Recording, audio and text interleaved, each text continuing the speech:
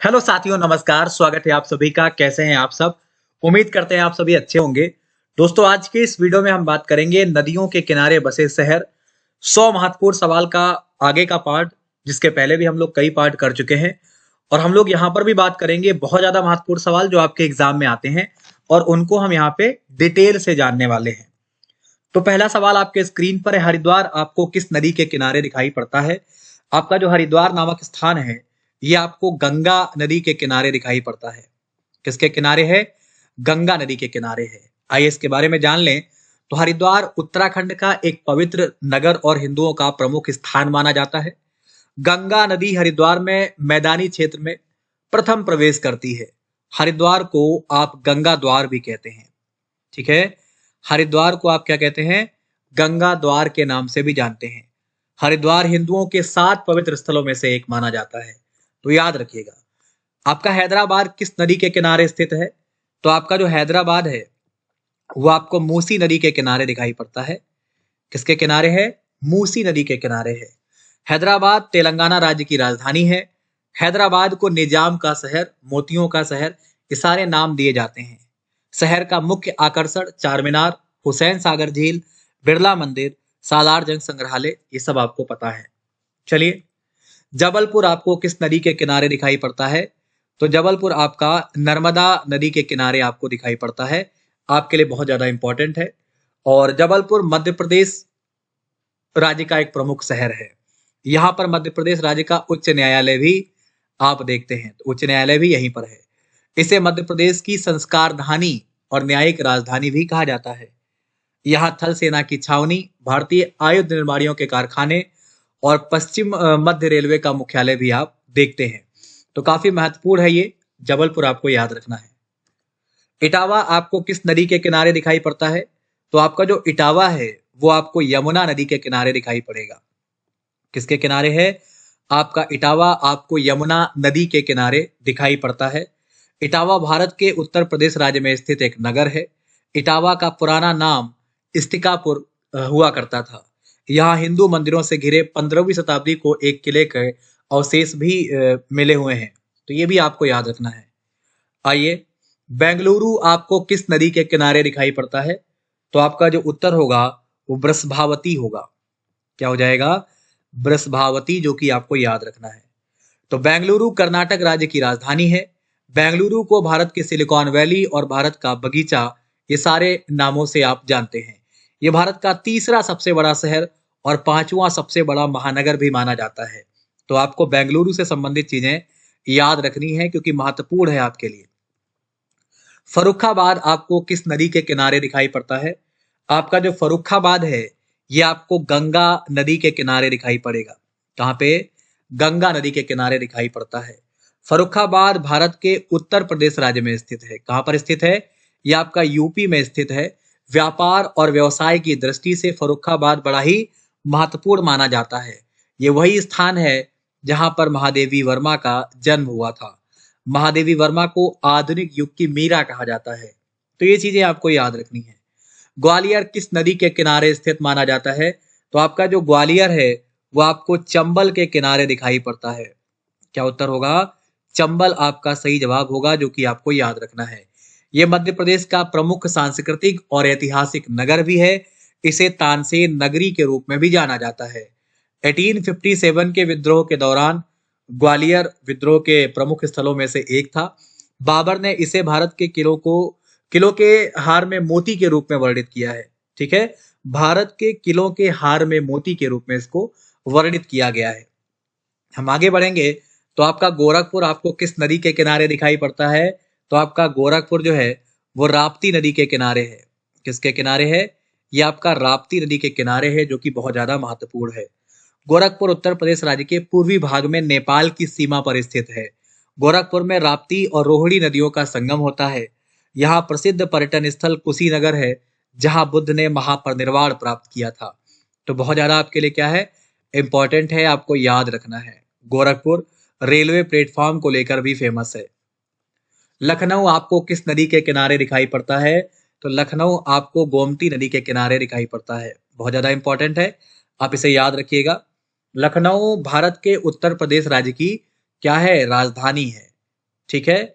लखनऊ के बारे में और जान लें तो लखनऊ शहर अपनी खास नजाकत और तहजीब वाली संस्कृति के लिए जाना जाता है। लखनऊ को आप नवाबों का शहर भी कहते हैं। लखनऊ को आप नवाबों का शहर भी कहते हो। चित्रकूट किस नदी के किनारे आपको दिखाई पड़ता है? तो आपका उत्तर हो जाएगा मंदाकिनी। क्या हो जाएगा भाई? ये आपका मंदाकिनी हो जाएगा, जो कि आपको याद रखना है। चित्रकूट धाम उत्तर प्रदेश के चित्रकूट जिले में स्थित है। ये मध्य प्रदेश के सतना जिले के चित्रकूट नगर से जुड़ा हुआ है। भारत के प्रमुख तीर्थ स्थलों में चित्रकूट को प्रमुख माना गया है।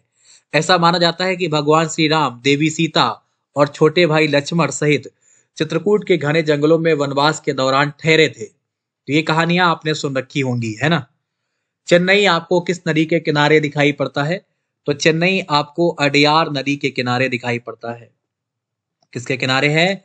अडयार के किनारे। चेन्नई भारतीय राज्य तमिलनाडु की राजधानी है। चेन्नई मेट्रोपॉलिटन एरिया की एक बड़ी शहर अर्थव्यवस्थाओं में से एक है। चेन्नई का मरीना बीच विश्व का दूसरा सबसे लंबा समुद्र तट कहा जाता है। आप इसे जरूर याद रखेंगे, दूसरा सबसे लंबा समुद्र तट कहा जाता है, जो कि आपको याद रखना है। आपका कोयम्बटूर किस नदी के किनारे स्थित माना जाता है? तो कोयम्बटूर आपका किस नदी के किनारे है? सवाल नंबर 12 रहेगा, बड़ा इंपॉर्टेंट है। और उत्तर की बात करेंगे, आपका नोयल यहाँ पे सही है, जो कि आपको ठीक से याद रखना है, भूलना नहीं है। तो कोयम्बटूर तमिलनाडु का एक महत्वपूर्ण औद्योगिक शहर है। इसे दक्षिण भारत का मैनचेस्टर भी कहा जाता है। इसे आप जरूर याद रखिएगा, इसे आप दक्षिण भारत का मैनचेस्टर भी कहते हैं। कोयम्बटूर में बहुत सारे मंदिर भी हैं, जो इस शहर के महत्व को और बढ़ा देते हैं। आपका हाजीपुर आपको किस नदी के किनारे दिखाई पड़ता है?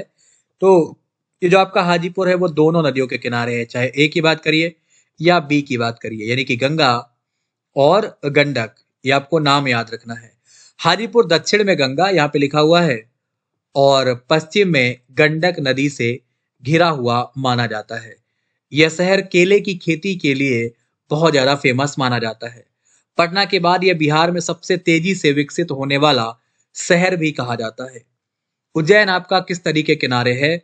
नर्मदा, शिप्रा, चंबल और काली। आपके पास ये ऑप्शन है, आपका उत्तर हो जाएगा शिप्रा। क्या हो जाएगा यहाँ पे? शिप्रा, जो कि आपने बचपन से पढ़ रखा होगा। उज्जैन मध्य प्रदेश राज्य का एक प्रमुख शहर है। भगवान शिव के 12 ज्योतिर्लिंगों में से एक महाकाल इस नगरी में स्थित है। यहाँ हर 12 वर्ष पर महाकुंभ का मेला लगता है। तो ये चीजें आपको याद रखनी है। श्रीरंगपट्टनम किस नदी के किनारे आपको दिखाई पड़ता है? तो आपका जो श्रीरंगपट्टनम है बहुत ज्यादा महत्वपूर्ण रहेगा। उत्तर की बात करेंगे, 15 नंबर का आंसर जो हो जाएगा वो आपको कावेरी नदी के तट पर दिखाई पड़ता है। किसके तट पे? कावेरी के तट पर। श्रीरंगपट्टनम कर्नाटक राज्य के मांड्या जिले में स्थित एक नगर है।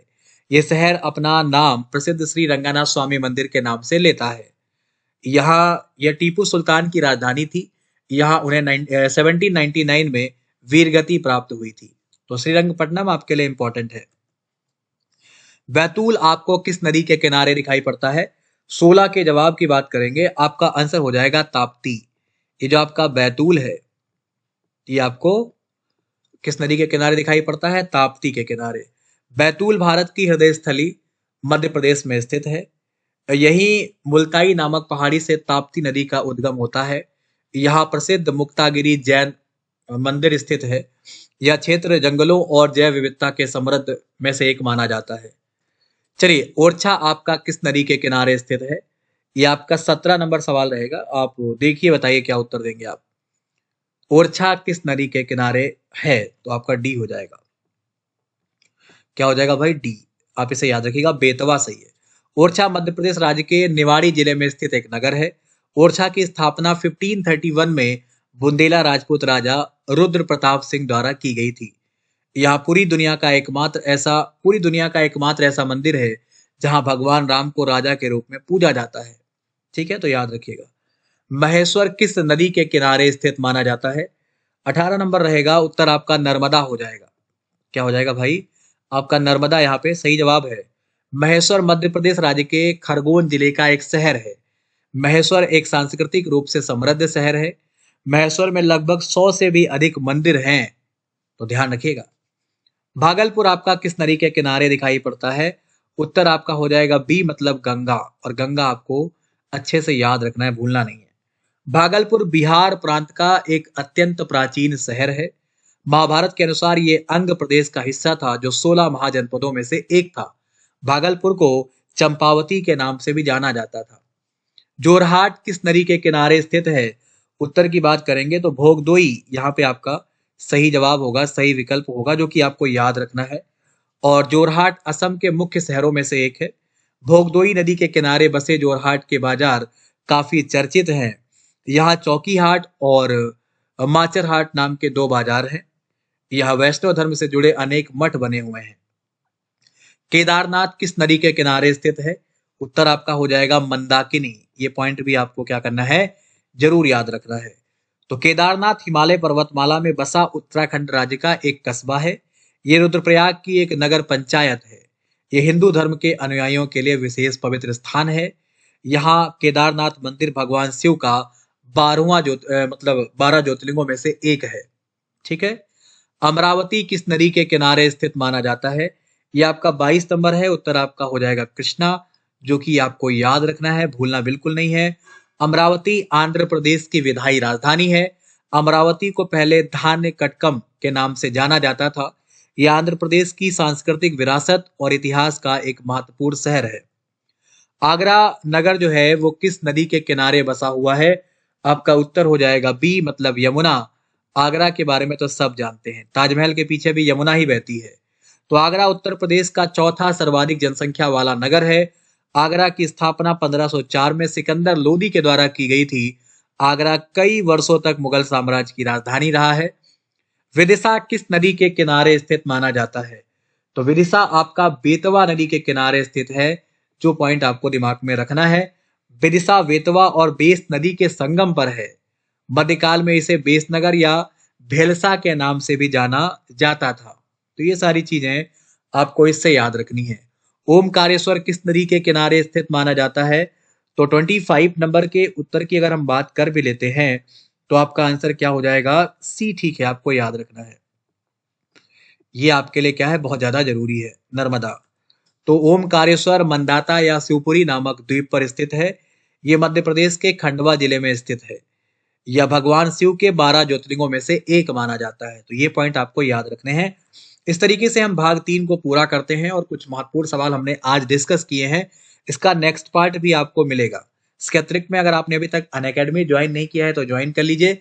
नीचे वीडियो के डिस्क्रिप्शन में एक लिंक है जहां से आप मुझे फॉलो कर सकते हैं। और अगर आप एसएससी प्लस ज्वाइन करते हैं तो आपको इंडिया के टॉप एजुकेटर से पढ़ने का मौका मिलता है। आपकी तैयारी बेहतर हो पाती है और चीजें आपके लिए जो है वो क्लियर हो पाती हैं। यहाँ पर आपको फ्री टेस्ट सीरीज भी उपलब्ध होती है, जिसको अगर आप सॉल्व करते हैं तो आपके सिलेक्शन के चांस बढ़ते हैं। आपका एसएससी में कॉम्बेट होता है हर संडे 12 बजे। तो अगर आप उसे ज्वाइन करते हैं तो आप यहाँ पे स्कॉलरशिप जीत सकते हैं। आपको कोड यूज करना है दीपक सिंह YT10, जिसके द्वारा आप क्या कर सकते हैं, प्लस ज्वाइन कर सकते हैं। आप इंडिया के टॉप एजुकेटर से पढ़ सकते हैं। फिलहाल पार्ट 3 था। जल्द मुलाकात करेंगे नए भाग के साथ में। उम्मीद करते हैं आपको पसंद आया होगा। अगर पसंद आया है तो शेयर जरूर करें। धन्यवाद।